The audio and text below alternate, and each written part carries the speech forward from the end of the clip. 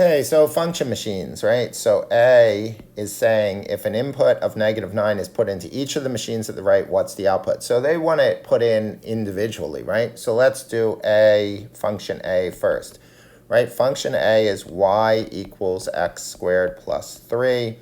So if I put in a -9, in is the x value, right? In is the domain, the x value. So I have -9 squared plus 3. So y equals -9 squared is -9 times -9. That's 81 plus 3. So y equals 84. So 84 comes out of function machine A. And function machine B is y equals the square root of x minus 2, right? And this, I'm going to substitute in the square root of -9 minus 2. Now, in math, at this point in algebra, we cannot take square roots of negative numbers, right? We cannot take the square root of a negative number because that would imply that something times itself would give us a negative, right? And that's not possible, right? Because a positive number times itself would give us a positive, and a negative number times itself would give us a positive. So there's not going to be a real number solution for the square root of a negative number. So at this point in your math career, whenever you get to the point where you have the square root of a negative number,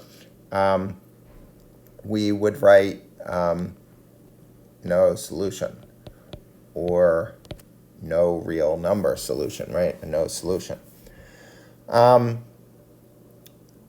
So for B, it says Eric wants to get an output of 0. Can he do this with each of his machines? How so? Okay, so let's see what that means. Remember, the output of the machine is the y. So what Eric is saying is he wants, so for the first one, for function A, right, it's y equals x squared plus 3. And he wants a 0 to come out, right? So let's see if we could do this, if we could solve this equation. So I could subtract 3 from both sides and get -3 equals x squared. Now, the opposite of squaring is to take the square root, right? So I could take the square root of both sides, right? And the square root of x squared would be x. But we just stated that whenever we get the square root of a negative, we can't do that with the set of real numbers, which is what we're dealing with in algebra. So the question says he wants to get an output of 0. Can he do this? So no, he cannot for function machine A. Now let's try function machine B, right, which is y equals the square root of x minus 2. He wants a 0 to come out of here, right, minus 2. So I could add 2 to both sides, right, add 2 to both sides, and I get 2 equals the square root of x. Now I could square both sides, right, because the opposite of square root is squaring, right? So the square root, if I really wanted to write this, I could do this, right?